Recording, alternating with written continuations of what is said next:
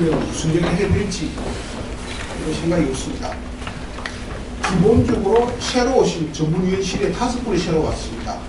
새로 오신 분들에 대한 오리엔테이션을 필요하고 준비가 됐었고, 지난주에 제가 외부 강의가 있어서 마침 준비한 자료가 있길래 조정경사 하면 되겠다라고 해서 한번 뵙자 하고 말씀을 드렸습니다. 한국에서 사적 대화가 가능한가 하는 것은 사실 제가 여기 어디 20달 됐습니다. 얼마 안 남았던데 20달 동안 끊임없이 물었던 그야말로 화두 같은 질문이다 라고 이야기할 수 있습니다. 정말 한국에서 사적 대화 가능할까에 대한 답은 사실 저는 못 구했습니다. 단 우리가 제일 마지막에 적었던 말이 뭐냐면, 저 생각은 우리가 사회적 대화를 하는 그 이유는, 목적은 두 가지다. 첫째는 사회적 대화를 통해서 노동 개혁을 추진하는 중요한 동력을 확보하는 일이다. 항상 고유하게 각 나라의 사회적 대화가 추구하는 목표다라고 보고 있습니다. 또 하나 우리가 추구하는 목표는 한국에서 사회적 대화가 가능한 조건을 만들어내는 것도 역시 우리가 해야 되는 중요한 목표의 하나가 되어야 되는 것이 아닌가. 그래서 사회적 대화가 가능한가 아닌가 질문이 아니라, 사회적 대화가 가능할 수 있는 조건이 뭐냐, 그리고 그 조건을 사회적 대화를 통해서 어떻게 만들어낼 것인가 하는 식으로 질문이 바뀌어야 되는 것이 아닌가 하는 생각을 저는 하고 있습니다. 그 사회적 대화의 가장 어떤 사전적인 정의는 ILO에서 내린 정의다 라고 이야기할 수 있습니다. 가장 보편적으로 인정되고 있는 그 정의가 바로 이 정의고, ILO는 알다시피 노사정 3대주의 트라이파티즘을 처음으로 구체화한 단체죠. 그래서 정부가 2표, 노동이 1표, 사용자가 한 표로 구성되는 이른바 국제적인 차원에서의 노사정 대화기구다 라고 봐도 틀림이 없겠다. 그리고 여기서 이른바 3자주의라는 개념이 비로소 정립됐다 라고 이야기하고 있습니다. ILO가 내리는, 이걸 제가 어디서 뺏겼는데 최근에 제가 확인을 해봤더니 잘못 뺏겼습니다. 근데 내용이 크게 다른 건 아닙니다. 어쨌거나 노사정을 핵심 주체로 삼아서 노동 및 노동 관련 사회 경제적 이슈를 다루는 모든 형태의 교섭, 니고시에이션입니다. 교섭과 협의, 그리고 단순한 정보의 교환까지 폭넓게 사회적 대화라고 부른다 라고 하고 있고, 노동연구원의 장홍근 박사 내렸던 정의에서 중요한 것은 노동정치의 일환이다 하는 겁니다. 다른 말을 바꾸면 이른바 정치적 노사정 사이의 정치적 교환이 이루어지는, political exchange라고 얘기할 수 있는 정치적 교환이 이루어지는 공간이 이른바 사회적 대화다. 근데 최근에 와가지고 실제로 그냥 노사가 이해관계를 달리하고, 이 달리하는 이해들이 결합을 하고 조정과 타협이 이루어지는 이러한 공간. 근데 최근 들어서 유럽도 마찬가지입니다만도 한국에서도 정부 차원에서 정치적 교환의 공간이 굉장히 축소되고 있다라고 얘기할 수 있습니다. 특히 우리나라의 경우에 골든타임이 지나갔다 하는 표현을 흔히 듣는데, 가장 중요한 것은 대통령이 지지율이 떨어지고 있고 경기가 부진하고 일자리가 제대로 만들어지지 않는다는 이러한 그 정치 경제적인 조건들이 정치적 교환의 공간을 급속히 축소시키고 있고, 이것이 다른 말로는 이른바 골든타임으로 나타나고 있는 것이 아닌가. 우리는 그 직접적인 영향을 바로 받고 있는 조직이다 라고 보고 있습니다. 어쨌든 우리는 노사정 플러스 알파로 구성되는 사회적 대화를 갖고 있고 그 수준은 당연히 국가 수준, 산업업종 및 지역 수준 그리고 사업장 수준 되고 있는데 국가 수준은 기본적으로 어제빌위원회가 국가 수준의 아젠다를 논의한다고 한다면 저희들이 관심을 갖고 있는 것은 두 번째 매력 레벨이라고 이야기하는 산업업종 차원의 사회적 대화를 통해서 사회적 대화 기구를 중점화시켜 나가야 되겠다 하는 생각들을 갖고 있습니다. 생각처럼 잘 되지는 않습니다만도 그리고 좀 더 유심 부린다고 한다면 앞으로 지역 차원의 사회적 대화와 관련해서 경산노예가 어떠한 관계 또 어떠한 역할을 하도록 것인가 하는 것은 지금 이 순간에도 저희들이 고민하고 있는 주제다 라고 이야기하고 있습니다. 그 어제는 고용노동정책 및 이와 관련한 사회경제정책들을 협의한다 라고 해서 ILO가 내린 정의와 크게 다르지 않다. 좀 더 구체적으로는 고용노동정책 및 이와 관련된 재반 산업, 경제, 복지 이걸 특히 복지란 말을 법을 만들면서 집어넣었습니다. 및 사회정책 등에 관한 사항을 협의한다고 경산노예법 3조에는 그렇게 규정이 되어 있고 이것이 사회적 대화다 라고 이야기할 수 있습니다. 이 프레젠테이션에서 제가 묻고 싶은 질문은 한국 사회적 대화의 의의가 도대체 무엇인가? 외국에서 사회적 대화가 퇴조되고 있는데 한국에서는 어떤가? 사회적 대화가 전략적으로 지향하는 목표는 무엇인가? 그리고 한국 사회적 대화가 어떻게 솔직히 말해서 실패해왔던가? 그래서 그걸 딛고 어떻게 개편하고 운영할 것인가? 그리고 최근에 탄력 근로제 사태 또는 ILO 사태를 어떻게 볼 것인가도 아마 같이 물어볼 수 있는 질문이다 라고 생각을 하고 있습니다. 사회적 대화가 가진 가장 큰 의미는 저는 그렇게 보고 있습니다. 경제적으로 민주주의를 실현시키는 과정이다 라고 하고 경제적 민주주의라고 이야기했을 때 가장 대표적인 학자는 미국의 정치학자죠. 로버트 달이라는 사람이 내렸던 정의가 가장 일반적으로 인용되고 있는 정의고 한마디로 나한테 영향을 미치는 정치적 의사결정 과정에 나 자신이 참여해야 된다 하는 참여를 바탕으로 해서 민주주의를 실현시킬 수 있다 하는 것이 로버트 달이 내렸던 민주주의, 특히 경제적 민주주의의 가장 중요한 점이다 라고 이야기하고 있습니다. 노동조합이라는 것 자체가 경제적인 민주주의를 실현시키는 하나의 수단이고 그리고 노동이사제 또는 사업장 표류에 등도 다 마찬가지다. 경제 전체를 본다고 하면 경제적 권력이 소수에게 독점되어 있는 상태 그래서 다수가 경제적 의사결정으로부터 배제되고 있는 가장 전형적인 형태는 재벌 문제입니다. 경제적 독점 문제죠. 그래서 우리가 흔히 경제 민주주의를 재벌 개혁으로 바라보는 이유도 그것이 다수에게 균등하게 권력이 배분되어 있지 못하다 하는 사실에 바탕을 두고 있습니다. 문제는 이 경제 개혁과 노동 개혁이 별개의 것이 아니더라 라고 생각을 하고 있습니다. 양극화 해소만 한다 하더라도 이른바 대기업 중소기업 또는 고용 형태별 이 문제가 개선되지 않으면 양극화 완화 해소도 어렵다고 한다면 두 개는 서로 맞물려 있다.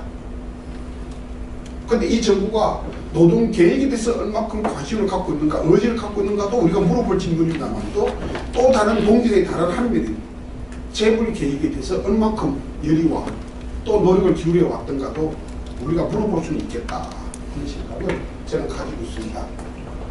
정치적으로 사회적 대화라는 것은 합의제 민주주의를 실현시키는 하나의 과정이다 라고 생각하고 있습니다. 우리가 흔히 민주주의는 특히 우리한테 익숙한 민주주의는 다수제 민주주의입니다. 다수제 민주주의는 알다시피 수호의 정치입니다. 한 표라도 더 많으면 성자가 독식하는 국회 선거, 대통령 선거 다 마찬가지죠. 한 표라도 더 많으면 이긴 사람이 모든 것을 다 가져가는 성자 독식의 민주주의다 라고 한다 그러면 합의제 민주주의에서 가장 중요한 것은 수의 정치보다는 다수의 민주주의가 하지 못하는 소수파에 대한 배려, 약자에 대한 배려가 가능해진다 하는 그러한 장점을 갖고 있고, 가장 대표적인 것은 흔히 유럽 대륙의 정치적으로서는 뭐 비례대표제가 가장 대표적인 합의제 민주주의의 한 형태다. 연립정부, 다당제, 정치적으로 그런 것이 되겠죠. 그래서 합의제 민주주의가 소수파를 배려한다고 한다 그러면은, 그리고 다수파 민주주의가 안 내려간다 그러면은 중요한 것은 의결도 아니고 합의도 아니고 협의다. 협의의 과정 속에서 소수파를 배려할 수 있는, 그리고 이때 가장 중요한 것은 소수파가 어떻게 의사결정 과정에 동등하고도 효과적으로 참여할 수 있는가 하는 것이 과제가 되죠. 지금은 이것은 우리가 지금 하고 있는 계층별 대표 제도와 직결되는, 그래서 보통 합의제 민주주의는 그 다수제 민주주의에 비해서 그 이른바 품질이 더 높다. 다수의 민주주의는 어딘지 모르게 좀 촌스럽고 어딘지 모르게 좀 천박스럽다. 어쨌거나 우리가 지향하는 바는 다수의 민주주의는 아니어야 한다라고 생각하고 있습니다. 그래서 노동의 참여를 통해서 노동 포용의 정치와 함께 기본적으로 사회적 대화하는 것은 노동 정치는 말씀드렸고, 이때 가장 중요한 것은 국가가 갖고 있는 권력을 여기 참여들에게 나눠줌을 해가지고 권력의 분점, 권력의 공유가 이루어지는 시스템이다. 옛날에 국가가 해왔던, 국회가 해왔던 역할들의 일부를 사회적 대화 기구에 나눠주는, 참여하는 노사에게 나눠주는, 그래서 권력의 분점이 이루어지는 시스템이고, 그를 통해서 비로소 노동의 참여가 이루어짐으로써 합의제 민주주의 또는 경제 민주주의를 실시키는 과정이 아니겠는가 라고 보고 있습니다. 당연히 우리가 추구하는 것은 지금 사회적 대화를 통해서 노동 존중 사회의 기본 계획을 구축한다 하는 것이 국정 과제에 들어가 있는 가장 중요한 멘트입니다. 이때 기본 계획은 청사진 이야기하는 것이 아니라 실제로 노동 존중 사회를 구체적으로 이 사회에 어떻게 실현시킬 것인가 하는 과제를 적어도 이 정부는 이 경사노위에 부여한 것이 아닌가. 그래서 경사노위가 노동계획의 통로로 현재 자리를 잡고 있다라고 보고 있습니다. 이것은 기본적으로, 이러한 사상은 기본적으로 그 약한 정부로의 바탕을 두고 있습니다. 이론적으로는 위각하고 있다. 무슨 말이냐 그러면 정부가 일방적으로 계획을 추진할 만한 역량이 없다는 사실이 전제가 됩니다. 다시 말해서 특히 대통령제에서 여소야대의 현상이 벌어졌을 때 정부의 권한은 굉장히 제한될 수밖에 없는, 그래서 정부 혼자 이 문제를 돌파할 수 있는 상황은 되지 못합니다. 이때 이 약한 정부, 제한된 정부에 있어가지고 사회적 대화가 하나의 구원투수로 등장할 수 있다. 그런 개념의 바탕을 두고 있습니다. 그런데 나중에 이야기 나오겠습니다. 저는 이 약한 정부론에 대해서 별로 그 현실이 사실을 하더라도 이것이 다른 약점들을 갖고 있고, 가장 중요한 것은 이 약한 정부를 수용해버리면 정부 주도성, 다른 말로 바꾸면 경사노위가 흔히 이야기하듯이 정부의 입법 청부기관으로 바뀌어버린다는 약점을 갖고 있습니다.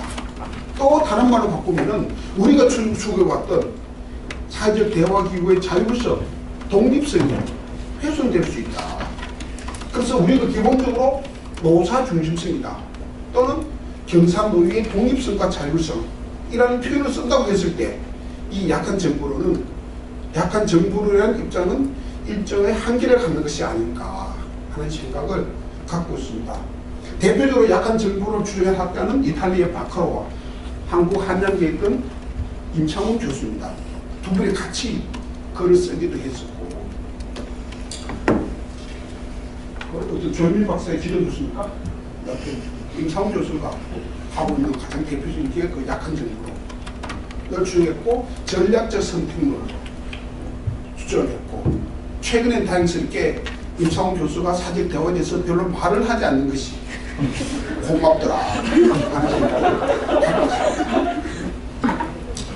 노동의 지평을 확장하는데 우리나라 노사관계는 노동조합은 기본적으로 기업들 체제를 아직까지는 바탕에 두고 있고, 그래서 기업별 노조들이 산별 또는 국가적 차원의 정책 결정 과정에 참여할 루트는 사실상 없습니다.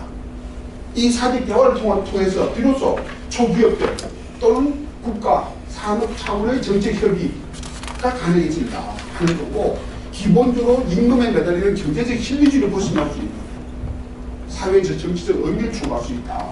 그리고 산별체계, 경영창가. 그래서 저는 사회적 대화야말로 한국의 노동운동이 정리되는 과정에서 몇 가지 남지 않은 미개척 중에 하나다.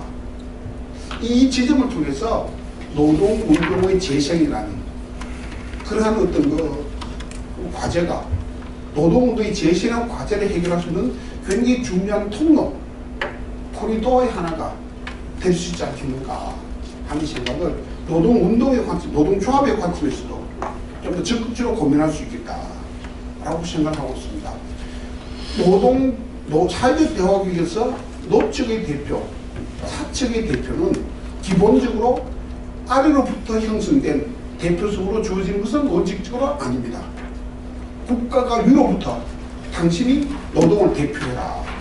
그래서 지금 우리는 양노총 그리고 계층별 대표 세 분에게 국가가 당신이 노동을 대표하는 권위를 부여를 했지, 이 사람들이 특히 계층별 대표가 아래로부터 선출된 대표성을 갖고 있지는 않습니다. 이 국가가 5명을 위촉을 하면서 동시에 무슨 권한을 줬나 그러면 노동의 이해를 독점적으로 대변할 수 있는 권한을 줬습니다. 그래서 너희들이 무슨 명분으로 누구를 대표해서 누구 당신의 대표를 주길래 이런 문제에 합의를 하느냐 하는 것은 사회적 대화에서는 통하지 않는 질문이다. 국가가 그 권한을 부여를 했습니다. 그리고 독점적인 권한까지도 줬습니다. 그래서 이러한 그 의미를 갖고 있다라고 이야기할 수 있고, 어떤 약한 정부로는 조금 문제가 있다라고 생각하고 있고, 한 가지 노동 사회적 대화를 통해서 노동 존중사를 구축한다는 문제에 있어가지고 제가 여러 통로로 정부 또는 국회에 그게 아니다 하는 의견들을 제출한 바는 있습니다. 있고, 이제는 저도 지쳐버려가지고 그 말 하기도 싫다 이야기입니다. 정부 출신들하고 국회는 어떤 거 뭐냐, 어떤 예를 들어 홍준표 대표나 한정혜 간사나 이런 분들에게 사회적 대화가 노동 개혁을 주체가 되어서는 안 된다 하는 이야기들을 제가 어떤 그 경사노예를 하고 있으면서 그 이야기를 하고 있는 가장 중요한 이유는 사회적 대화가 그런 걸 담당할 수 있는 역량도 갖고 있지 못하고, 특히 한국의 사회적 대화는 자기 자신의 존재조차도 무고할 만큼 불안정한 체제입니다. 이 불안정한 체제에 노동계획이라는 엄청난 과제를 맡긴다는 것은 극단적으로 말하면 노동계획하지 않겠다 하는 말로도 통할 수 있다 하는 생각을 저는 개인적으로 갖고 있습니다. 일 안 하겠다는 이야기는 당연히 아니다. 처음에 우리가 사회적 대화를 시작할 때, 그냥 문수경 위원장이 제가 대화할 때는 엄청난 포부를 갖고 있어요. 지금은 어릴 때 우리 꿈이 다 대통령이 되고 꿈이다가 나중에는 월급쟁이라도 됐으면 좋겠다 하고 하듯이 처음에 저희들이 엄청난 꿈을 가지고 사회적 대화를 시작했었고, 지금은 그 꿈이 많이 현실화됐다 라고 이야기할 수 있습니다. 전 세계적으로 사회적 대화는 다 쇠퇴하고 있습니다. 제대로 되고 있는 나라가 솔직히 없다고 해도 과언이 아닐 만큼 유럽에서 사회적 대화는 굉장히 빠른 속도로 줄어들고 있다 하고 얘기했었고, 가장 중요한 것은 노동조합이 사회적인 정당성을 얻지 못하고 이른바 인사라 불리는 내부자의 조직으로 바뀌고 있더라. 아웃사이더들이 사실 배제되고 돼서 노조의 사회적 정당성 또는 합법성이 훼손되고 있다. 그 노조의 힘이 약해지고 있다는 것. 더욱이 노조가 동의할 능력도 또는 반대할 능력도 없다고 한다 그러면 특히 내각제에서 굳이 정부가 사적 대화에 의존할 필요성이 줄어들더라 하는 거고, 또 하나 결정적인 것은 그 유럽의 부채, 그리스, 이탈리아, 스페인, 포르투갈, 아일랜드 다 공통주의입니다. 부채 위기를 겪었었고, 부채 위기를 겪으면서 아까 말씀드렸던 정치적 교환의 공간이 급속히 축소되어 버렸고, 그래서 사실상 사적 대화가 종언을 구하는 일들이 벌어지고 있다라고 이야기할 수 있습니다. 그래서 지금 그 사적 대화가 그나마 되고 있는 나라는 네덜란드 정도입니다. 최근 흔들리고, 네덜란드 흔들리고 있을 때만도 네덜란드의 경우에 사적 대화의 성격은 지금 우리가 추구하고 있는 성격하고는 판이하게 다르다. 다른 걸 바꾸면 신자유주의 체제의 사적 대화, 나중에 얘기하겠습니다만도 어떤 공급 중심의 사적 대화 또는 경쟁적 코퍼레이티즘을 추구하고 있는 나라가 네덜란드고, 그것은 우리가 현재 지향한 바는 아니다 라고 이야기할 수 있습니다. 한때 우리가 모델로 삼았던 아일랜드, 이탈리아, 스페인, 포르투갈은 다 쇠퇴되고 있고 없어졌거나 거의 기능을 발휘하지 못하는 상태로 바뀌었고, 최근에 와서 프랑스조차도 헌법의 규정에 있는 만큼 없애지는 못했습니다만 마크롱 정부가 들어서고 나서 사적 대화는 사실상 사회적 의미가 급속도로 퇴직되어 버렸다라고 이야기할 수 있습니다. 아일로가 때로는 우리나라에 대해서 관심을 갖고 있어서 아일로 기본지배 때문에 관심을 갖는 것이 아니고, 가장 중요하게는 아일로 자체가 사적 대화기고, 그나마 한국에서 새로운 형태의 사적 대화가 모색되고 있다는 점에서 아일랜드가 참 아일로가 우리에 대해서 굉장히 많은 관심들을 가져왔었고 지금도 갖고 있다 라고 이야기할 수 있습니다. 그것은 우리가 추구하고 있는 사적 대화, 기본적으로 뭐라고 이름 붙이지 모르겠으나만도 박명준 박사 있을 때 우리가 이름 지었던 포용적 코퍼레티즘, 우리는 지향하고 있다고 봐야 되는 것이 아닌가. 사회적 코퍼레티즘이라고 코퍼레티즘이 나타났던 가장 기본적인 형태, 물론 뭐 어떤 2차 세계대전 전의 대전 중의 이야기, 정강기를 이야기하는 것은 아닙니다만도 50년대, 60년대, 70년대 중반까지 나타났던 고전적인 사적 대화는 이른바 그냥 사회적 코퍼레티즘이다 라고 불러봤습니다. 이때 가장 중요한 것은 인플레이션을 어떻게 잡는 것인가. 다른 말 바꾸면은 노동자들의 임금 인상을 소득 정책이라는 이름으로 어떻게 임금 인상을 막는가. 그 대신에 정부는 그 사회 보장을 확충하고 또 노동 기본권을 보장하는 형태로 큰 틀은 그런 식의 정치적 교환이 이루어졌더랬습니다. 우리나라에서는 이 사회적 코퍼레티즘 시기를 한 번도 제대로 경험한 적이 없고, 우리가 20년대 사회적 대화를 시작했을 때는 기본적으로 이 경쟁적 코퍼레티즘으로 시작을 했습니다. 이것이 사회적 대화에 대한 사회적 이미지를 나쁘게 하는데 결정적으로 기여했다 하는 생각을 저는 가지고 있습니다. 신자유주의 시대의 사회적 대화를 흔히 공급 중심의 코퍼레티즘이다, 경제적 코퍼레티즘이라고 부르고 있고, 이때 가장 중요한 것은 노동의 유연성을 어떻게 확보할 것인가 하는 것이, 그래서 노동의 유연성을 통해서 기업의 경쟁력을 회복하는 것을 가장 중요한 목표로 삼았습니다.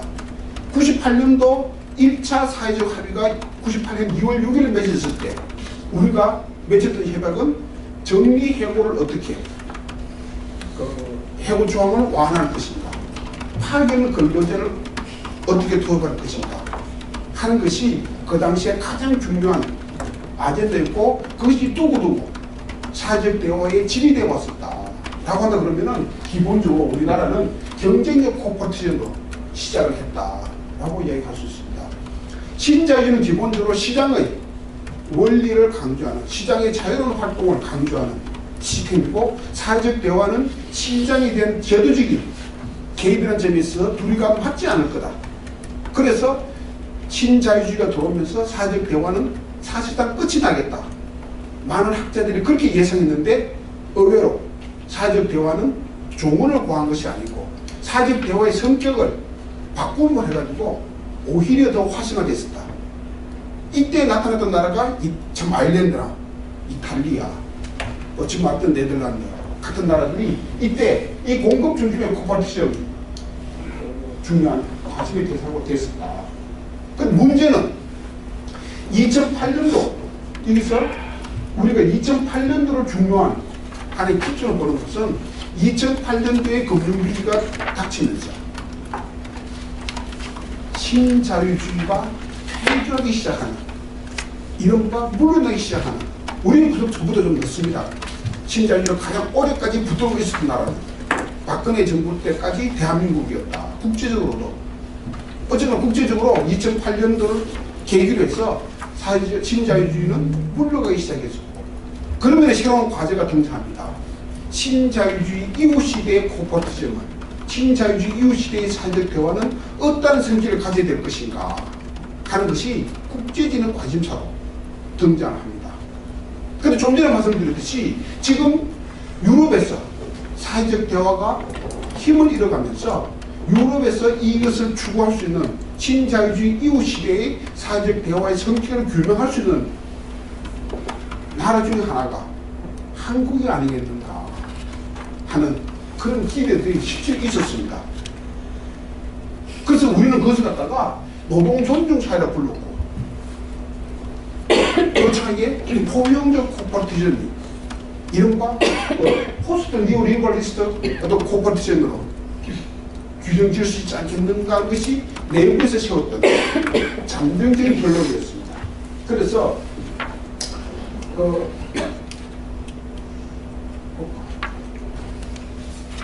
그래서 코퍼레이션이 우리가 박근혜 정부 때까지 추구했던 코퍼레이션은 경쟁주춤은 경쟁적 코퍼레이션이었다고 그러면은 노동 유연성, 생산을 향한 것과는 특히 경쟁이 제고 우리는 꼭 해당되지 않습니다도 사회복지의 축소 다 나타나기 시작했고 우리가 지금 하고 있는 것은 이러한 격차 차별 해소, 취약 노동자, 사회 안전망, 노동기본권, 산별체제 또는 산업민주주의 또는 경제민주주의의 추구라는 새로운 개념들을 가져와야 되겠다 라고 생각했고 이 개념에 맞게끔 그러면은 경제사회, 노동, 사회주의 새로운 사회 대화기를 어떻게 구성해야 될 것인가 하는 문제가 여기서 비롯됩니다. 이게 우리가 추구하는 사회적 대화와 우리가 앞으로 갖춰야 되는 사회적 대화의 구조가 별개의 것이 아니라 이러한 내용을 담을 수 있는 사회적 대화기를 어떻게 구성할 것인가 하는 것이 그 다음에 우리가 추구해왔던 목표다라고 이야기할 수 있습니다. 이것을 우리는 포용적 코퍼레이션이다 또는 노동 존중 사회라고 정부는 그렇게 불렀습니다. 이 노동 존중 사회라는 말은 문재인 정부가 갖고 있던 정매 특허가 아니고 가장 기본적으로 서울시 박원순 시장이 노동 존중 특별시다 라고 불렀었던 그 문칙을 돈도 안 되고 훔쳐왔다 가져왔다 라고 이야기할 수 있습니다. 어쨌거나 우리는 그러면 노동 존중 사회를 구축한다고 얘기했을 때 누구도 노동 존중 사회가 무슨 말인지 규명을 하거나 해석해 준 사람은 없었습니다. 정부도 우리한테 이것이 노동 존중 사회라고 이야기해 준 적도 물론 없었고 그래서 우리가 2017년도에 제일 한 작업 중 하나는 노동 존중 사회가 도대체 무슨 말인가 하는 그 내부 연구 그리고 외부 용역을 발주를 했습니다. 그런데 우리가 노동 존중 사회에 대한 내부 용역을 발주를 했을 때 했던 것은 우리는 노동 존중 사회의 키워드가 불평등이라고 봤습니다. 노동 존중 사회는 기본적으로 양극화에도 좋고 격차에도 좋고 차별에도 마찬가지겠습니다만도 이런 것들을 해소 또는 완화시켜가는 특히 노동시장에서 이걸 완화시켜가는 것이 노동 조정 사회의 핵심 목표고 키워드다 라고 봤습니다. 그 중에 하나가 첫째는 일자리를 만드는 것, 두 번째는 일자리 질을 높이는, 차별 해소 및 소득 분배 강화한 일자리 질을 높이는 것, 세 번째로서는 사회적 시민권에 불리는 사회 안전망, 그리고 노동기본권과 노동조합의 참여였습니다. 특히 우리가 현재 노동기본권은 현재 아일로 논의를 통해서 우리가 이 사회안전망 하는 거 하고 있고, 그 큰 차별에서는 조만간 구성될 양극화위원회에서 다룰 거고 하고 있습니다만도 이 노동권 부분은 단순히 노동자에게 노조할 권리를 부여하는 차원은 아니다 라고 이야기할 수 있습니다.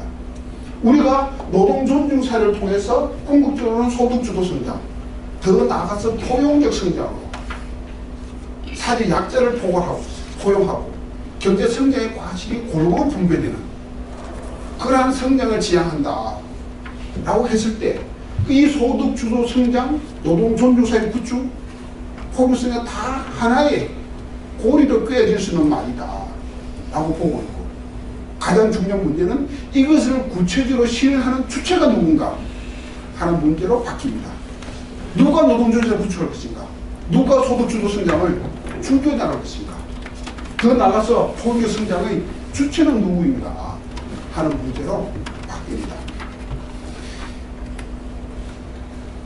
지난번 노무현 정부 때 참여정부라고 불리는, 그때는 참여정부 이름 붙였는데 참여가 무슨 말인지 몰랐습니다. 실제로.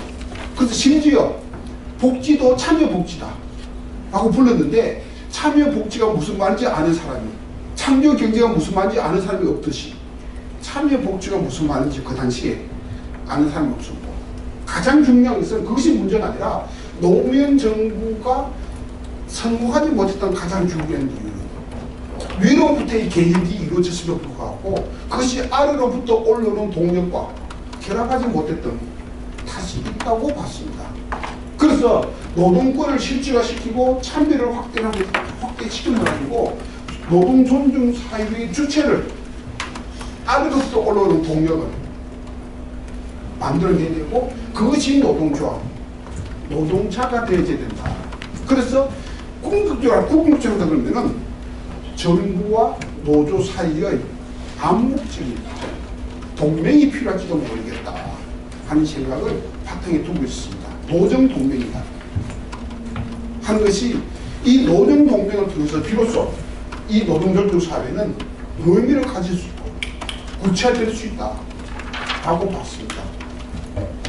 이것은 기본적으로 노동에 대한 정부의 감수성이다, 노동 민감도다 하는 말로 표현할 수 있는데, 지금 와서 정부가 얼마만큼의 노동에 대한 감수성을 갖고 있는가, 노동 민감도를 갖고 있는가 하는 것은 다시 우리가 물어봐야 될 질문으로 바뀌고 있다 하는 생각을 갖고 있고, 우리가 개념 지었던 노동존중 사회는 이러한 개념이었다. 이것이 포용적 코퍼티즘의 가장 중요한 그 프레임들이다 라고 그렇게 봤습니다. 그래서 임명제를 어떻게 완화시킬 것인가, 이른바 단면제 교섭 모델을 우리가 이름 붙였다. 단면제 교섭 모델을 설계를 했습니다. 그래서 이러한 사적 대화를 우리가 초기에 개념을 짓고 또 추진해 왔습니다. 그래서 이제 굉장히 결과입니다. 결과는 전화위원장이 온 것은 8월 말에 왔습니다. 8월 말에 왔고, 같은 날 취임을 하자라고 이야기했는데, 그 며칠 제가 늦게 오는 걸로 정리가 됐습니다. 박해주를 언론에 노출 안 시키는 것이 정부에 유리하겠다라고 그 당시에 그렇게 발표했습니다. 괜히 박해주를 언론에 노출시키면 또 쓸데없는 말들이 나올 것 같다.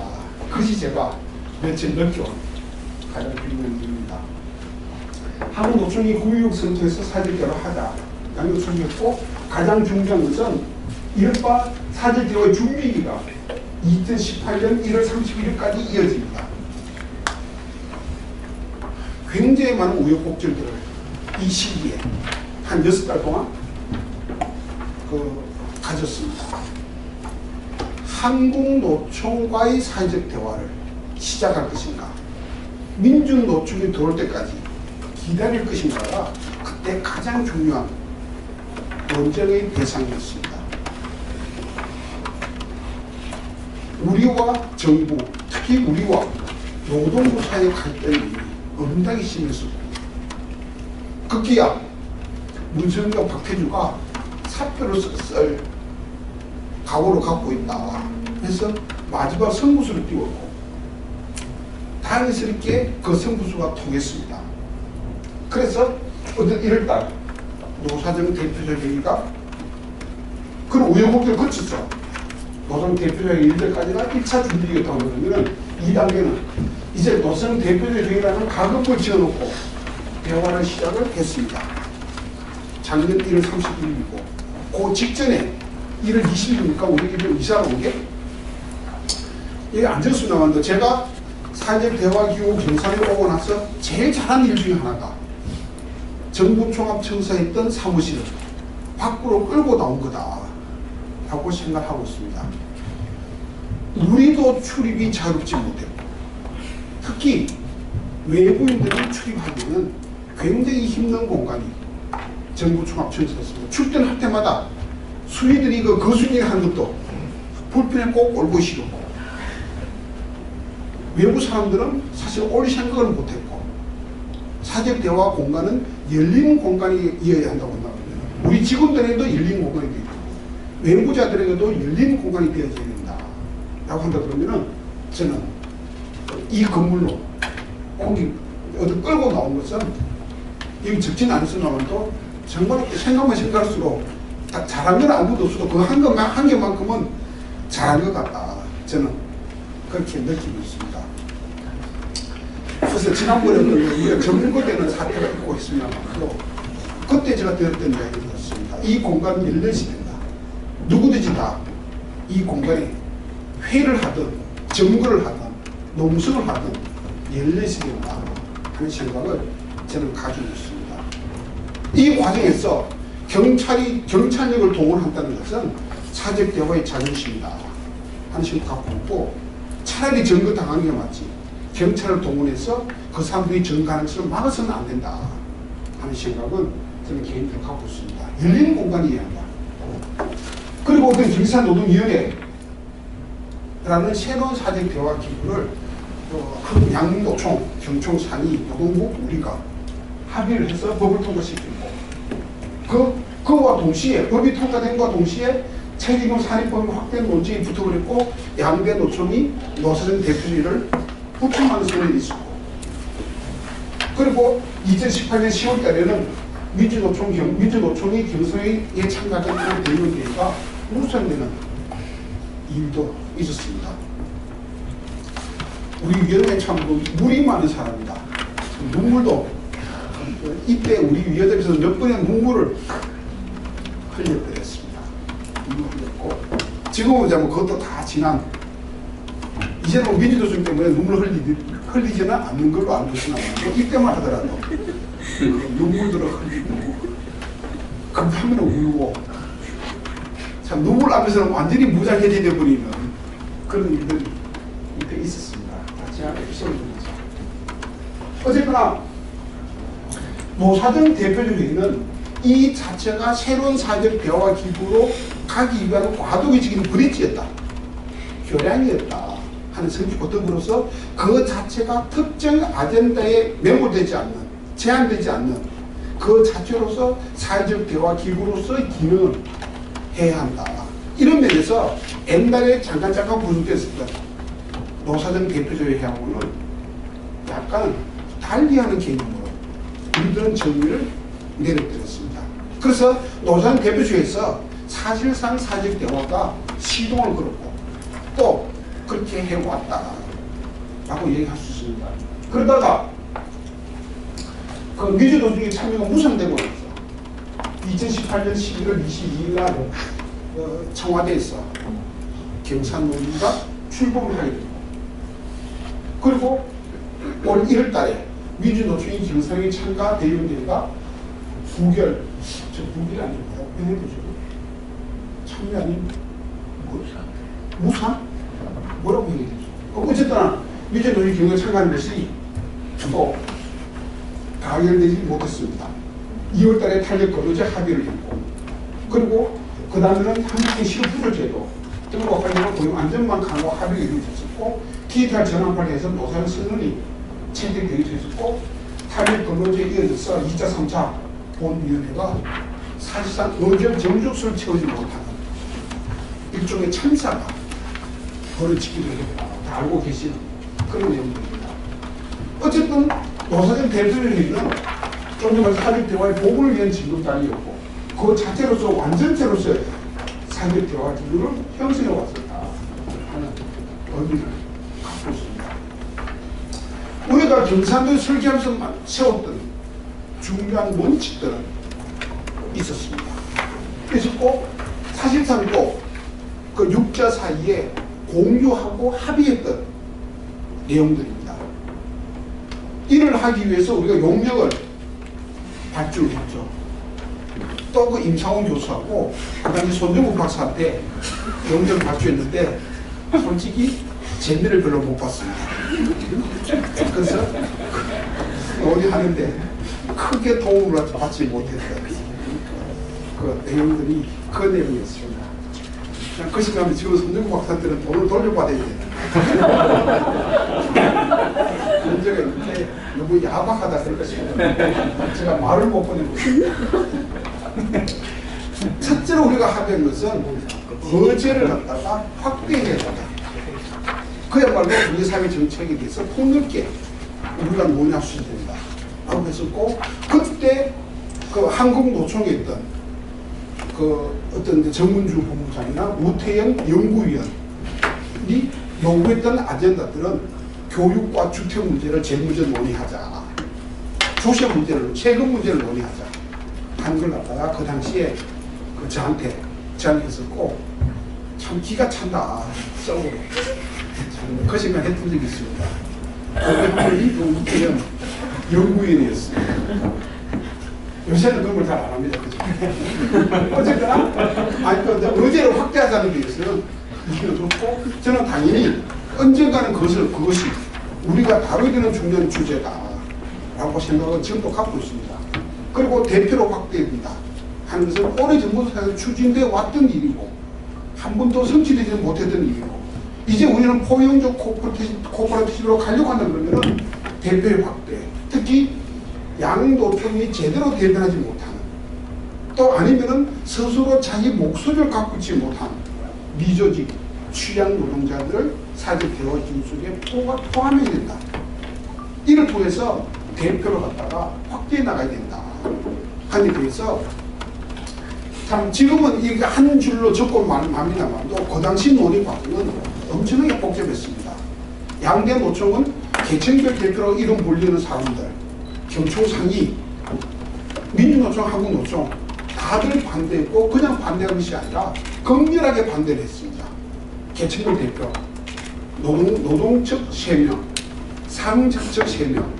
그래서 이 극렬하게 반대하는 그 반대를 뚫고 하다 보니까 사실상 의결기구 논의, 이번에 문제가 됐던 이 문제 사실상 신경 쓰지 못했던 측면이 그래서 있었던 것이 아닌가 하는 생각을 가지고 있습니다.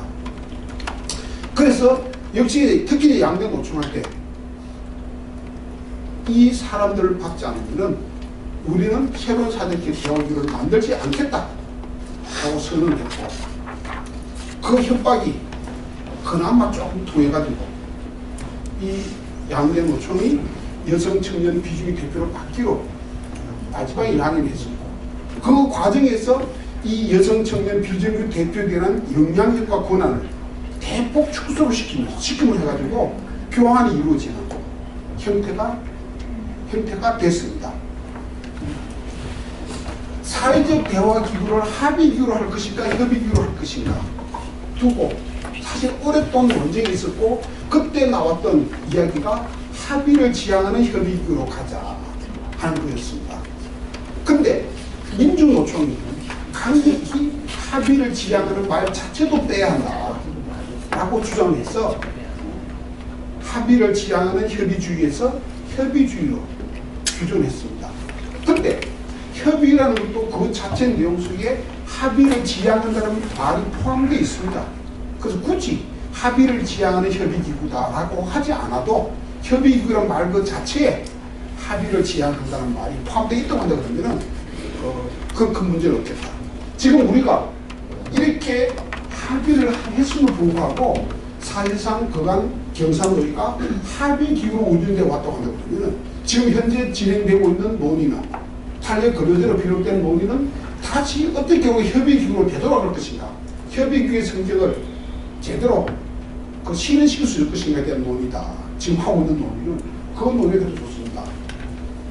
노사 중심성의 원칙을 합의를 했습니다.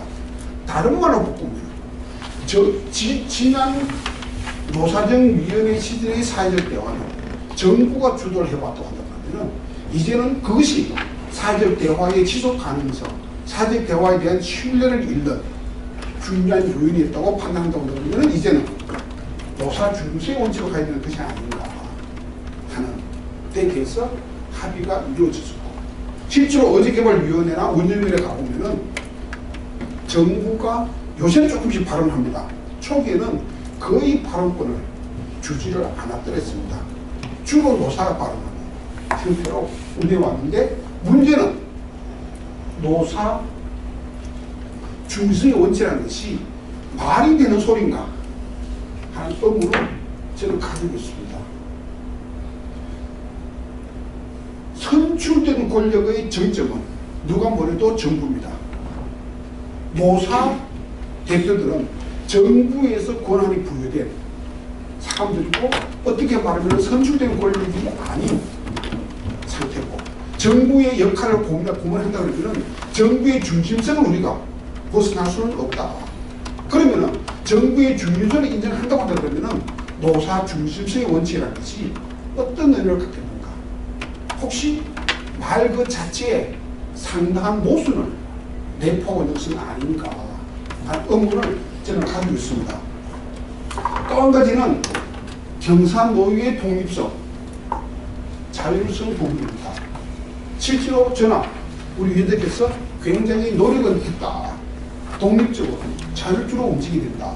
노력은 많이 했지만 고유한 한계는 가지고 있습니다. 예를 들어서 네덜란드의 사회적 대화기구는 기본적으로 정부로부터 돈을 받지 않습니다. 자체적으로 운영을 하는데, 우리는 예산이라는, 또 조선은 또 이제 그 예산 투쟁이 또 시작되지 않으면 이미 벌어질 수가 있고, 기본적으로 우리 대통령 자문기구라는 설정도 가지고 있습니다. 그래서 BH로부터 고유하게 자율적으로 움직일 수 없는 구조를 본질적으로 갖고 있다. 라고 한다 그러면은 우리가 추구하는 독립성, 우리가 추구하는 자율성이 어떤 의미인가도 한 번 더 되짚어 볼 필요는 있겠다 하는 생각을 가지고 있습니다. 다음에 이제 중심적 사회적 대화를 만들어야 되고, 사회적 대화를 통해서 사회적 대화를 구축해야 된다. 이 원칙대로가 됐는데 좀 더 한다 그러면은, 예를 들어서 정부 주도가 정부 주도에서 노사 주도로, 그래서 사회적 대화의 독립성과 노사단체의 중심을 확보한다 라고 할 수 있고, 예를 들어서 장원건 박사가 국가 주도성은 우리나라 사회적 대화의 가장 주도적인 한계다 라고 좀 이야기를 하고 있습니다.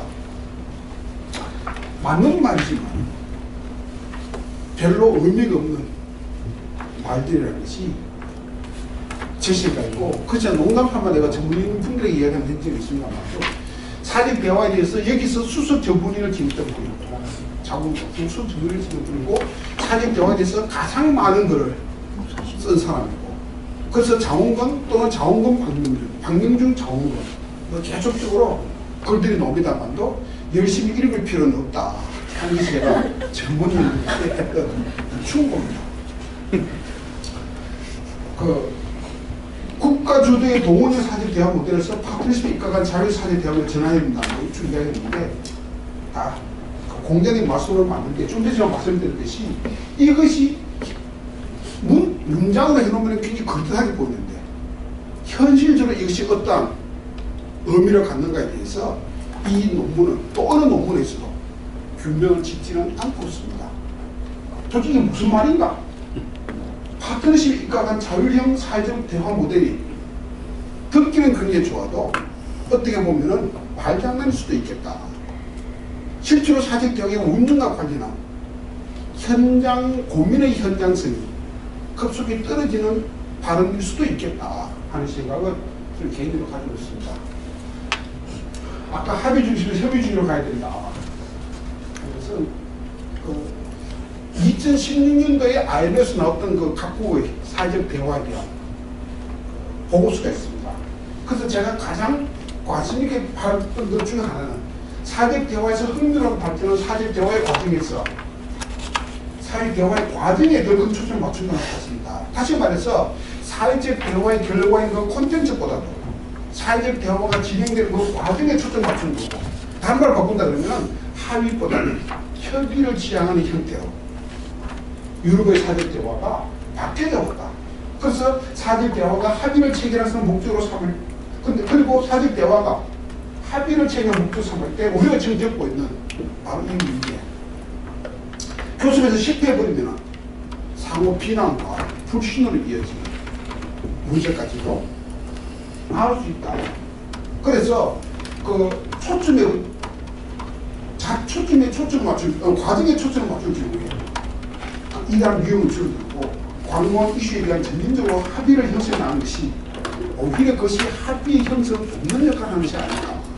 그래서 열심히 협의하되 합의가 되지 않는 상태로 마무리 짓는 것도 의미가 있는 거라고 보고 있습니다.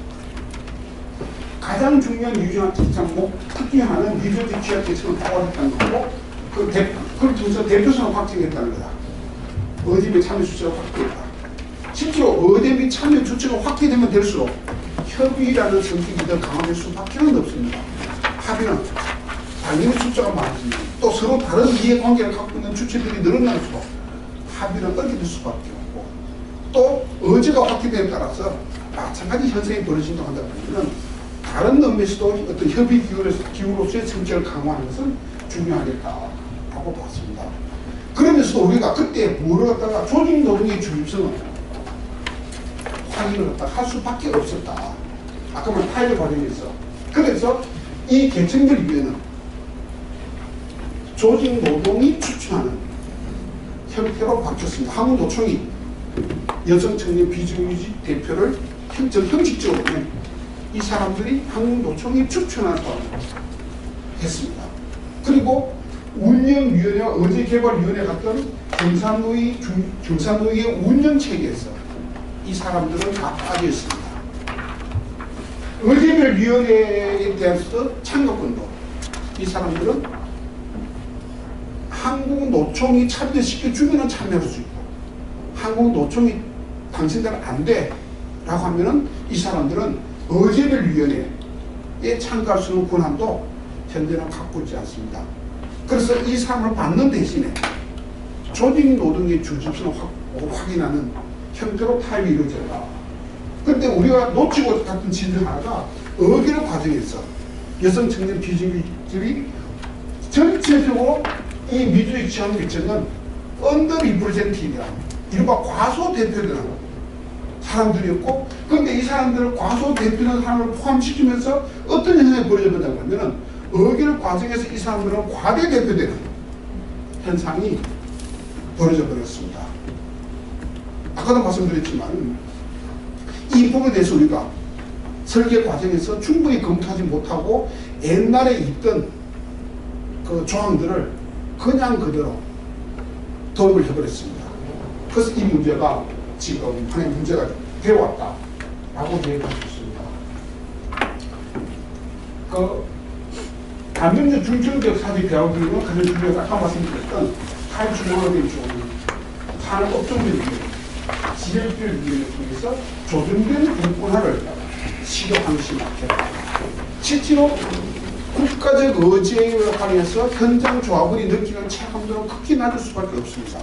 그런데 산업업종 차원 들어가거나 지역 차원이라는 이른바 매뉴레벨의 사회적 대화로 들어가면 이 현장 조합 간의 친화성이 또 현장성 그 자체가 굉장히 높게 어떤 설정될 수 있는 그런 장점이 있고 이를 통해서 비로소 사회적 대화가 현장에 뿌리를 내릴 수 있는 중요한 계기가 된다 하는 생각들을 가지고 있습니다. 그래서 사회적 대화의 정착을 위해서 그리고 사회적 대화가 실질적으로 경쟁의 강화로 이어질 필요가 있다고 한다면 굉장히 중요한 우리 과제 중에 하나는 교수 사회적 대화 기구를 중충화 시키는 그 핵심은 산업업종들위원회고 또 한 가지는 지역들위원회다 라고 말씀드릴 수 있겠다라고 보고 있습니다.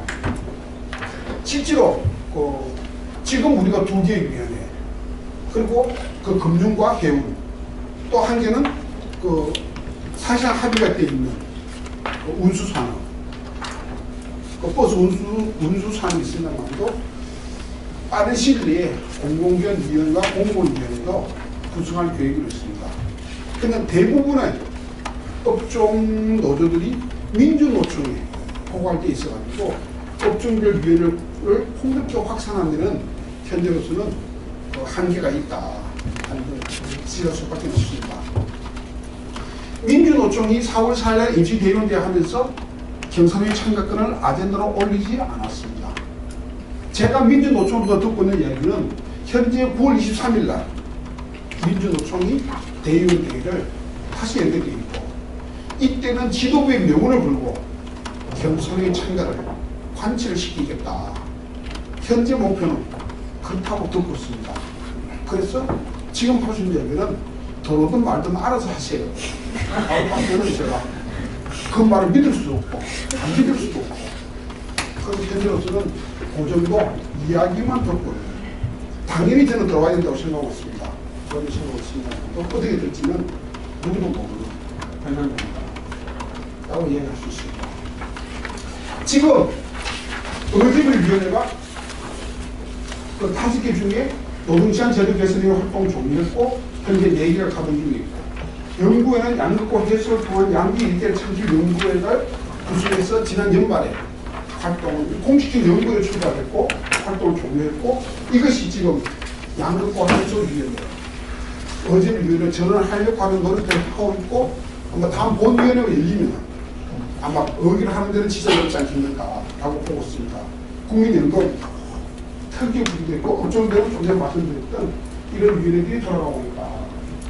주요 성과 성과는 중요하지 않습니다만도 저희들이 중요한 것은 빅딜 전략보다는 스몰 패키지 딜 하는 것이 맞겠다라고 이야기할 수 있습니다.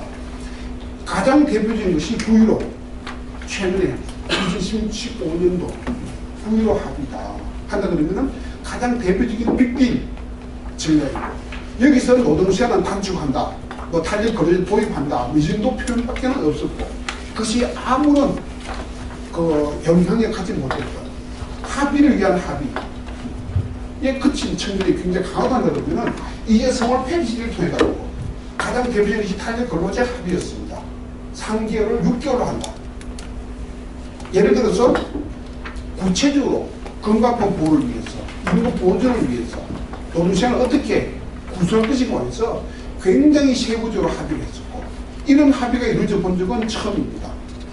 굉장히 추상적이고 구체적인 표현들이 많았고 특히 9.15 합의는 거의 대부분 문장이 뭐로 끝나냐 그러면은 노력한다로 끝이 납니다.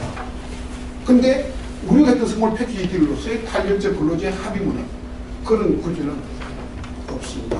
굉장히 구체적으로 세부적 사항까지도 합의를 한번 해가지고 이른바 국회 입법의 중요한 근거를 우리들이 만들어줬다까지는 이야기할 수 있습니다. 그래서 이 스몰 패키지를 통해서 퍼즐 맞추기 전략으로 노동 존중 사회를 진행시켜 나가는 그래서 빅딜을 완성해 나가는 일종의 내부 전략이 있고 이 마이크로 딜을 통해서 좀 전에 말씀드렸던 세부적인 정책 협의가 가능해졌고 어쨌든 우리가 계속 추구했던 것은 합의가 가능한 단순한 사항부터 합의해 나가기 위해서 시대를 추격하면서 노예 단계를 높여갈 필요가 있겠다는 것은 누누이 지적되어 왔습니다만 또 현실적으로 우리한테 주어진 과제는 그렇게 한가하게 갈 수 있는 여유를 주지 않았습니다.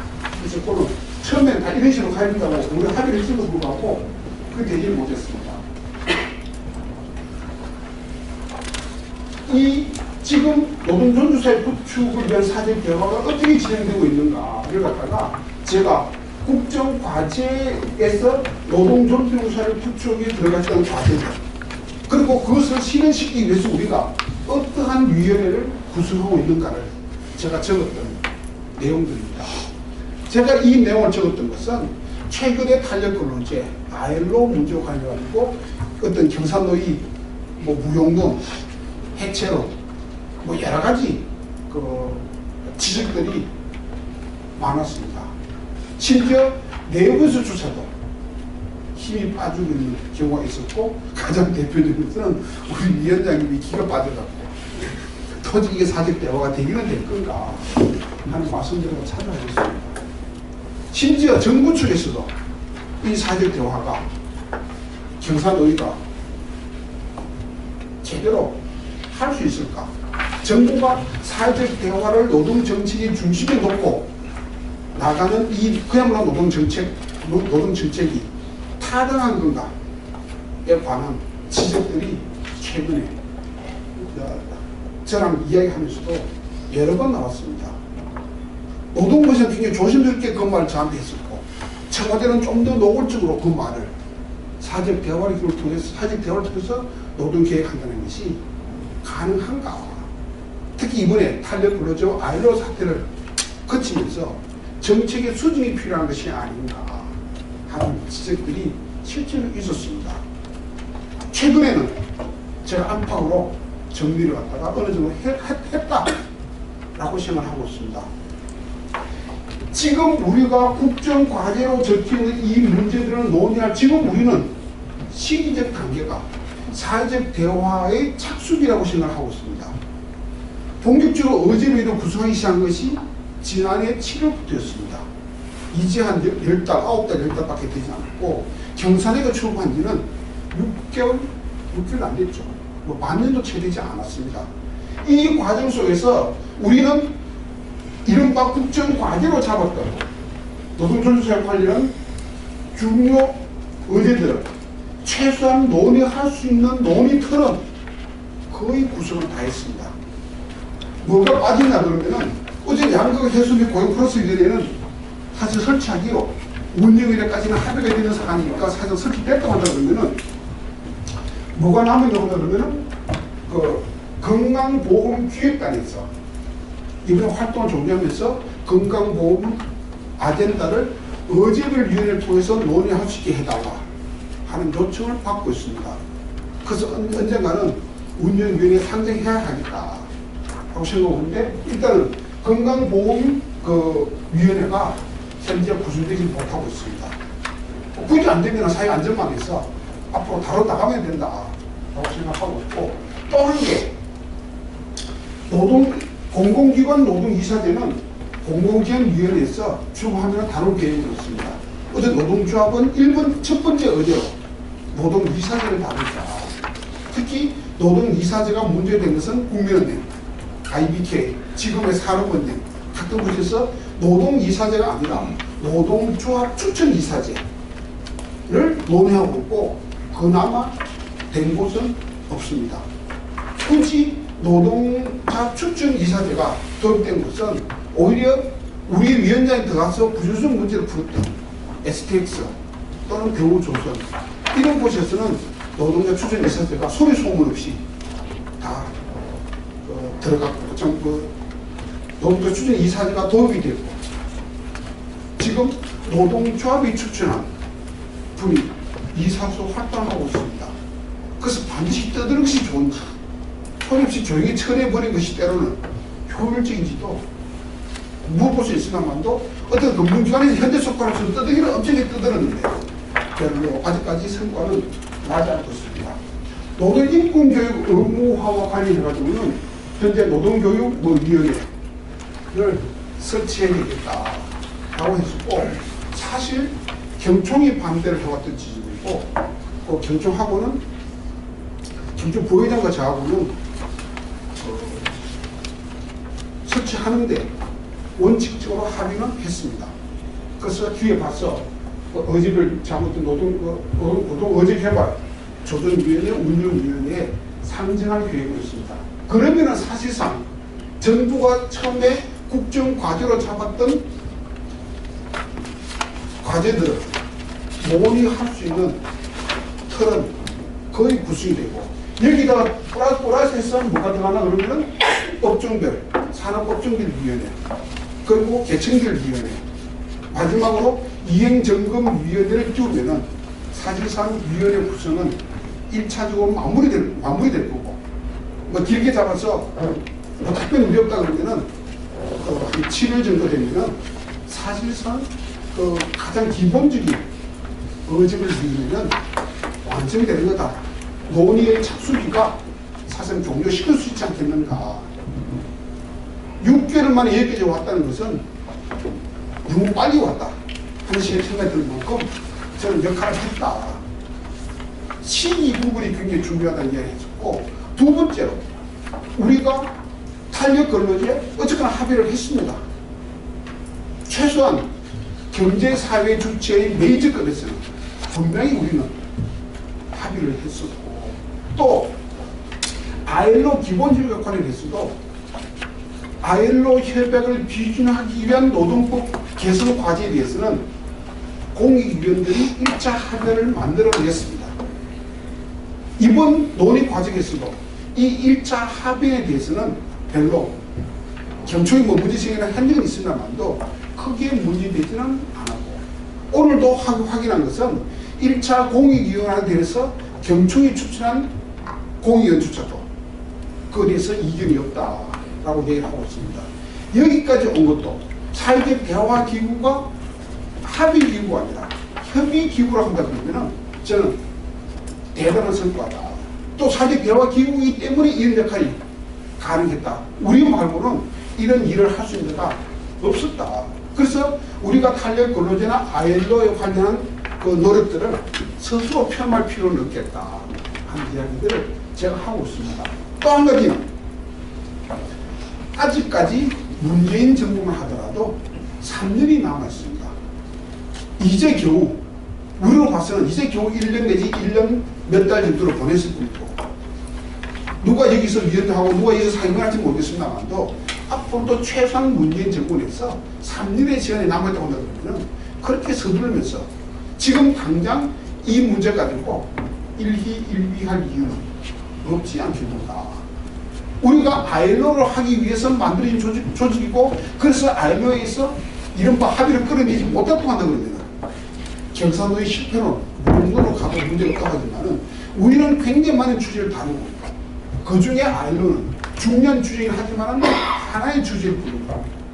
그 외에도 굉장히 많은 아젠다들을 우리는 갖고 있다. 지금 논의하고 있다. 부분적으로 성과도 나고 있다. 라고 이야기할 수 있습니다. 그래서 ILO 못지않게 중요한 현재 주제는 사회안전망. 지금 당장 논의가 되고 있는 것은 기초생활 의무자, 기초생활 보상, 기초생활 제도에 대해서 의무 부양자 기준을 어떻게 완화할 것인가가 현재 논의 대상되고 있고, 또 한 가지는 이런 국민연금의 대상이 없습니까? 국민연금의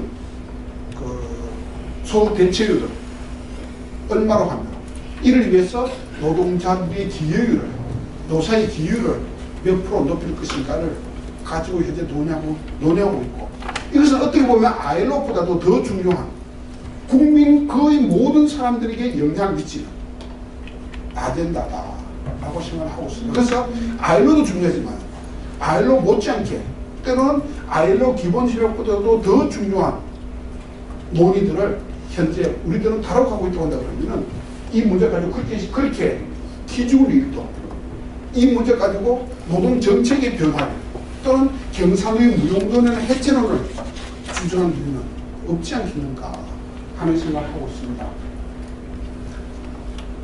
탄력 근로제에 관해서 하고 알고에 대해서 간단히 말씀드리면 어떤 이런 합의들을 못했습니다. 이 합의와 관련해가지고 제가 그 내용을 설명보다는 안타까운 질문은 우리 사회에서 이른바 생산적이고 건설적인 토론이 실종되어버렸다는 사실이 굉장히 아쉽다는 생각을 합니다. 누구라도 할 것 없이 일방적으로 자기 주장을 선동했고 일종의 프로파간다로 만들어낼 수 있고, 이 과정에서 팩트와 때로는 콘텍스트가 집중되는 일까지도 봤습니다. 자기 주장을 하기 위해 가지고 자기 주장의 설득력을 높인다는 의미에서 거듭하면은 팩트가 왜곡되어버리는 일들이 비일비재하더라. 찬성한 사람과 반대한 사람이 모여서 실제로 제대로 토론을 하지 못했고, 이때 토론하지 못했던 중요한 이유 중 하나는 저는 뭐 학회를 다 담당하고 했으나도 학회 활동이 사실상 제대로 진행하지 못한 것이 아닌가. 이른바 공론장으로서 언론이 제 기능을 담당하지 못한 것이 아닌가 하는 그런 생각이 들고, 또 한편으로는 지식인의 정체성을 어떻게 볼 것인가 하는 생각도 저는 하고 있습니다. 동시에 우리 경상노예의 어떤 홍보 능력도 이 기회에 한번 재점검할 수 있는 기회가 됐었다 하는 생각을 저는 하고 있습니다. 그래서 어쨌든 여러 가지 문제가 됐었고, 가장 중요한 것은 이 앞으로 이 9번씩이나 보훈위원회에 불참한 계층별 대표들을 어떻게 할 것인가 하는 부분, 그리고 이번에 노출된 문제점들을 어떻게 보완할 것인가 하는 문제들, 특히 의결기구와 운영 방식을 어떻게 바꿀 것인가 하는 것이 현재 과제로 등장했습니다. 탄력 근로제와 관련해가지고 이른바 보훈위원회가 2번씩이나 무산이 되고, 청와대가 추천 행사가 이른바 개최되지 못하는, 이것은 일종의 참사인 것만은 틀림없다 라고 보지만, 또 한편으로서는 그럼 우리가 그게 신경 부분이 아닐 수도 있겠다. 저는 이 사태를 그렇게 보고 있습니다. 우리가 새로운 사회적 대화 기준을 설계하는 과정에서 시행착오를 겪고 있는, 당연히 우리가 새로운 실험을 하는 과정 속에서 시행착오가 나타날 수 있는 거라고 보고 있고, 이 시행착오 과정 속에서 진통을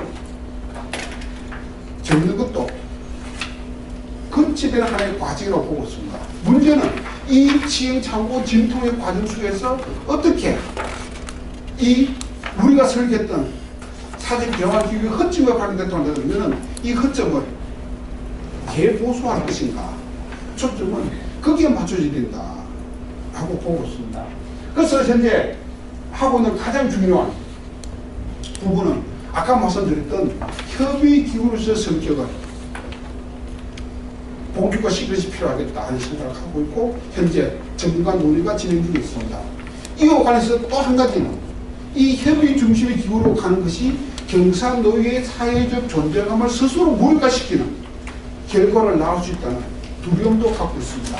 무슨 말이냐 그러면은 우리 사회에서는 합의가 되지 않으면 성과를 인정하지 않는 분위기가 방금에 형성됐고, 특히 노사정위원회 20년 세월 속에서 무조건 합의만 이야기해 왔습니다. 그래서 우리가 합의를 하지 못했을 때 경상노예가 무슨 일을 하는 조직인가 하는 비판이 곧바로 나오더라고. 그래서 그것이 그에 대해서 우리가 제대로 대응해내지 못했을 때 경상노예의 사회의 존재감을 스스로 무너뜨리는 결과로 나타날 수도 있겠다. 사람들이 인정받지 못하는 조직이 될 수도 있겠다 하는 두려움은 갖고 있으면도, 그런데 불구하고 기본적으로 우리가 처음에 합의했던 협의기구로서의 성격을 전면에 내시는 것이 필요하겠다라고 하고 있고, 적어도 우리들이 만나는 사람들 거의 대부분은 협의기구로서의 성격을 강화하는 데 대해서 이의를 본 사람은 별로 없습니다. 문제는 저렇게 원론의 중요한 문제가 아니라 이것을 어떻게 우리 운영 구조 속에서 구체시켜낼 수 있는가, 그런 고민들이 하고 있고, 이와 동시에 우리가 논의하고 있는 것은 보훈위원회와 의제별위원회, 업종별위원회의 관계를 어떻게 배치할 것인가 하는 문제를 논의하고 있습니다. 다시 말해서 지난 20년간 보훈위원회, 운영위원회, 의제별위원회를 갖다가 수직적 체제로 우리가 봐왔습니다만도 우리 법에도 반드시 그렇게 해석만 이유가 없고, 또 의제별위원회에서 논의한 내용이 반드시 본위원회의 의결을 거쳐야 하는가에 대한 문제 제기들이 계속적으로 나타나고 있습니다. 그래서 본위원회와 의제별위원회를 갖다가 수직적으로 또는 수평적으로 어떻게 배치할 것인가 하는 논의도 지금 하고 있는 논의의 중요한 내용 중 하나다라고 이야기할 수 있습니다. 또 한 가지는 그래서 그것이 이 협의를 통해서 합의된 민주주의를 어떤 그 처지가 난다는 얘기를 했었고 또 의사결정 구조를 어떻게 바꿀 것인가 이른바 계층별 대표 세력이 과잉 대표되는 과대 대표되는 사실을 한다는 겁니다. 설사 협의국으로 간다 하더라도 의결 조항은 필요하다고 한다는 겁니다. 이 의결 조항을 어떻게 바꿀 것인가. 예를 들어서 우리가 입법적 한계를 삼으로서는 해촉 조항 규칙이 없다는 거죠. 누구를 해촉하고 안 하고 문제가 아니라 반드시 갖춰야 함에도 불구하고 갖추지 못했던 해촉 규정은 이번에 어떤 형태로 만들어야 되겠다는 데 대해서 이견은 없습니다. 두 번째는 의사결정을 어떻게 개편할 것인가, 2분의 1 조항을 없애버릴 것인가, 연속 불참 시에 최저임금위원회 하고 있듯이 의결권을 제한할 것인가 와 관련해서 현재 역시 다양한 논의들이 진행이 되고 있습니다.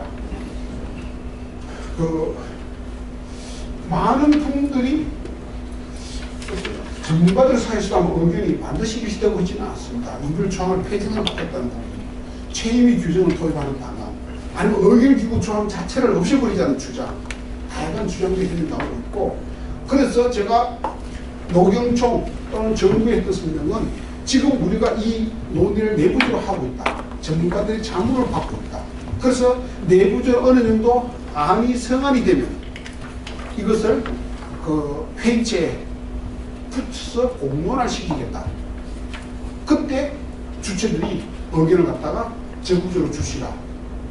또 지금 손영욱 전문위원이 이와 관련해서 준비를 해서 아마 세미나에서 한번 발표할 그 세미나를 통해서 사회적으로 공론화 시키는 과정도 한번 거쳐야 되겠다. 그래서 이 문제를 현재 전문실에서 특히 손영욱 박사가 준비해가지고 논의를 하고 있습니다. 계층별 대표가 어떤 합의제 민주주의에서 가장 중요한 것은 이 소수자들이 동등하고 효과적으로 참여할 수 있는 구조를 만드는 거고, 그렇다고 그러면 계층별 대표의 참여를 어떻게 활성화시킬 것인가라고 한 것이 여전히 우리가 풀어야 되는 과제 중에 하나입니다.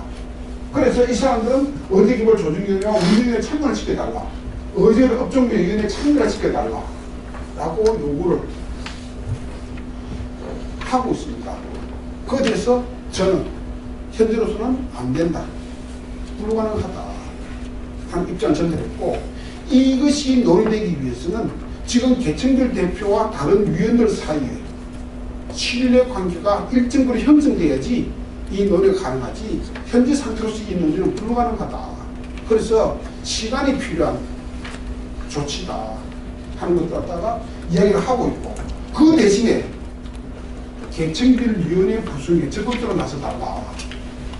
그리고 한국노총과의 관계를, 노동자 대표로서 한국노총과의 관계를 적극적으로 당신이 나서서 풀어달라. 한국노총에다 똑같은 얘기를 했습니다.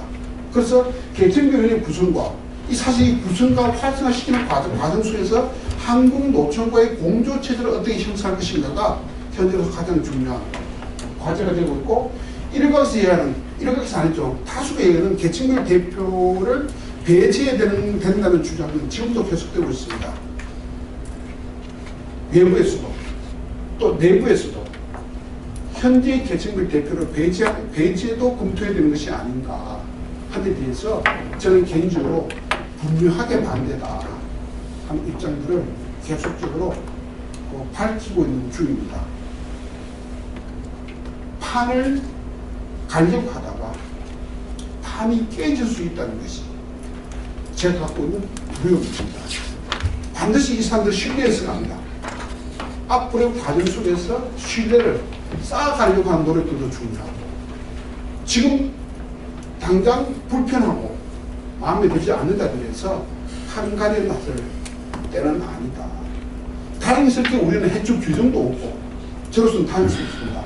해촉 규정도 없고, 본위원회 2번 불집했다는 것이 해촉 사유가 된다고, 기분은 나쁘겠지만 해촉 사유가 된다고 믿고 있지도 않습니다. 절차적으로도 저는 가능하지 않고, 이것이 노동 정치의 자구로서 정치적으로도 이는 올바른 결단이 아니라는 생각을 저는 개인적으로 그걸 분명하게 가지고 있습니다. 그래서 이 문제와 관련해서는 필요하다 그러면은 뭐 제가 책임을 지고 있다 그러면 책임을 져도 좋다.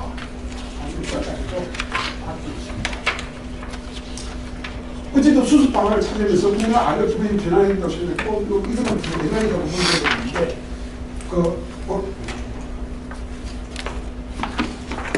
또 한 가지는 알력기본주의자 이게 노동부 결정의 어떤 불발이 지금까지 또 하나의 문제가 되고 있습니다. 분명한 것은 ILO 협의가 오늘자로 어제를 위원회에서는 종료를 했습니다.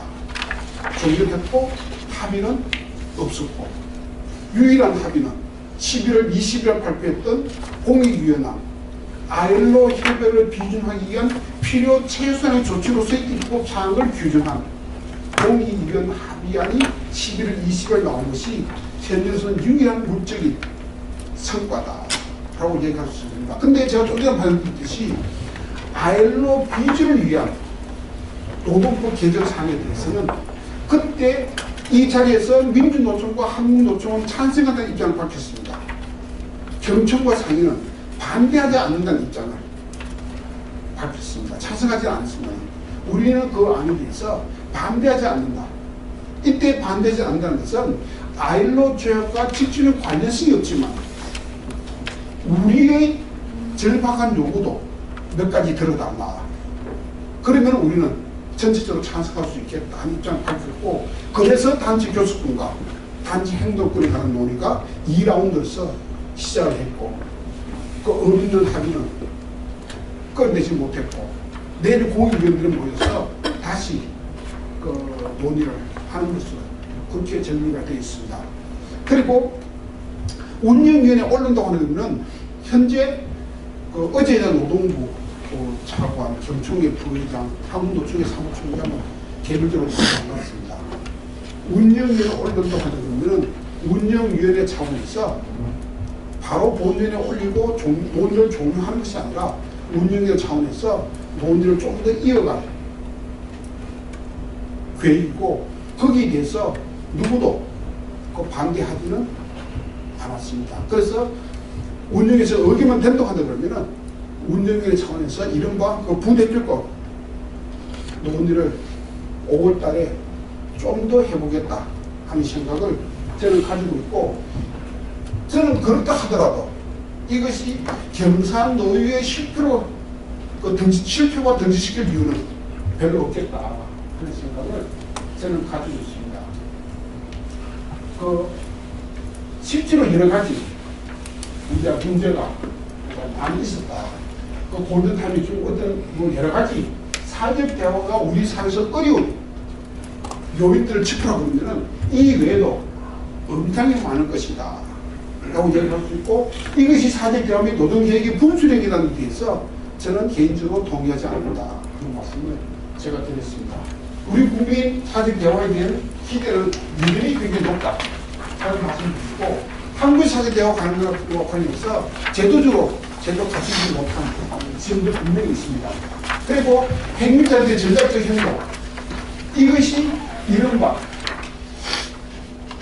정상조직의 전율이 낮고 단체의 정이 낮다는 사실 노조가 중앙 집수이 낮다는 사실 노사가 그리고 친노조와 정당의 부재 그래서 옛날에는 이것이 갖춰지지 않으면 사회적 대화는 불가능하다는 것이 학계의 일반적인 이론이었습니다.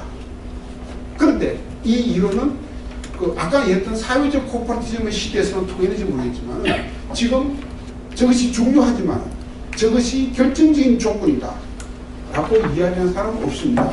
그것을 갖다가 여기에서 공격적으로 비판하고 나왔던 주장이 핵민자들의 전략적 행동이 중요하다.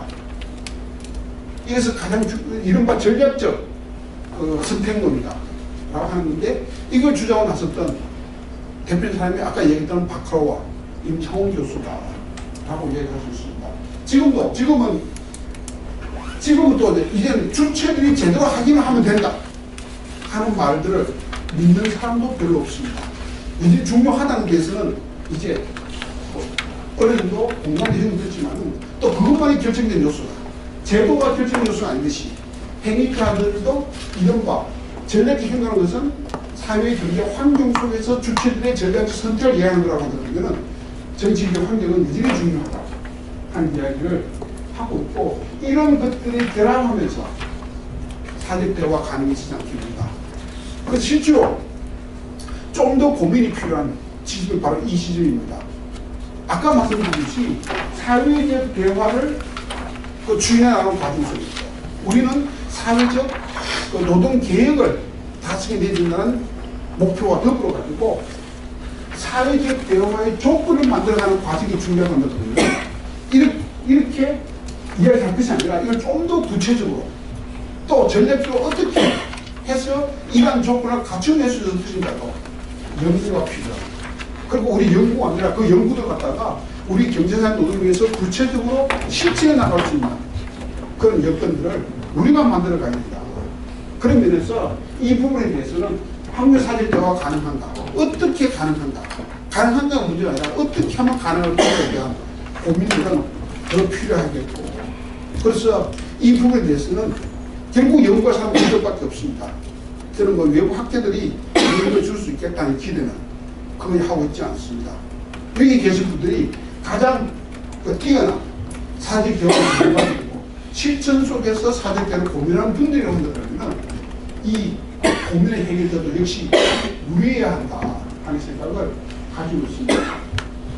어쨌든 한국에서 사회적 대화는 제도나 문화, 주체 어떤 일도 보더라도 조건이 갖춰있지 않고, 그 한국에서 사회적 대화를 추진하는 것은 그것이 가능해서가 아니라 해야 되기 때문에 하는 거고, 노동계획도 노동조합의 구축 과정에서 이것이 노출되게 하는 것이고, 마지막으로 제가 그 이야기합니다. 한국에서 사회적 대화는 노동계획을 이루어도 못지않게 사회적 대화의 촉구를 전개시켜 나가는 과정이고, 그게 중요하다라고 이야기하고 있습니다.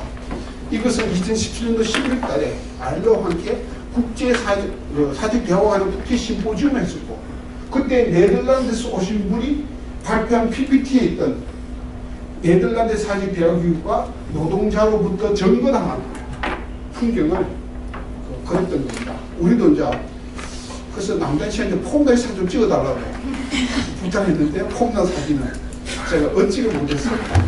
그래서 우리 경사노위가 점거당한, 이것이 제가 우리 경사노위가 점거당하고 이 그림을, 이 사진을 보고 그때 제가 2017년도 11월 30일입니까?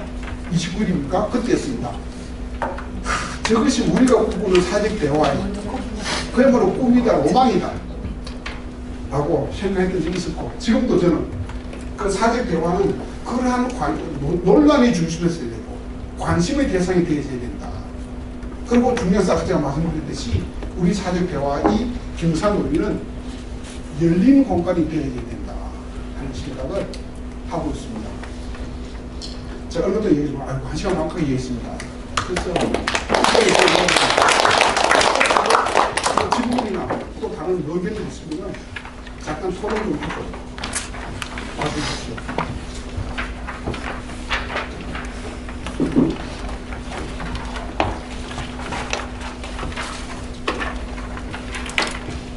다 이해해버렸습니까? 질문 안 하셔도 돼요?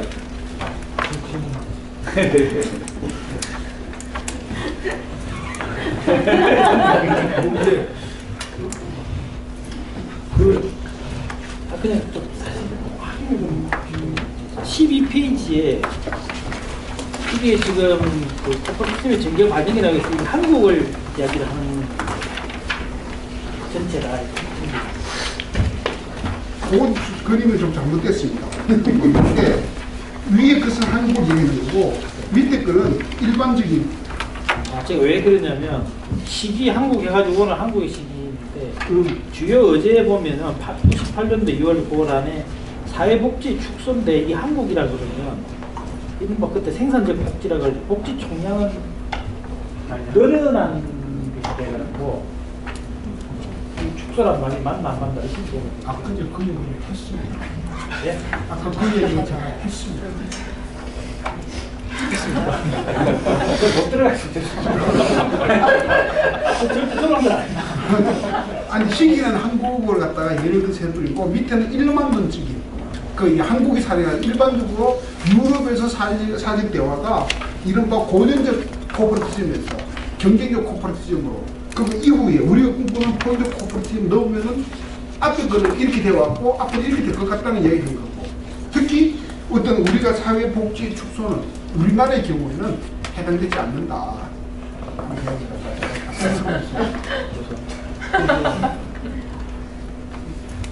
그래서 그 비슷한 말 할 것 같아가지고 지금 하다 그러니까 아마 어떤 김영 박사하고 사람 웃은 게 아니겠는가 그렇게 짐작을 하고 있습니다.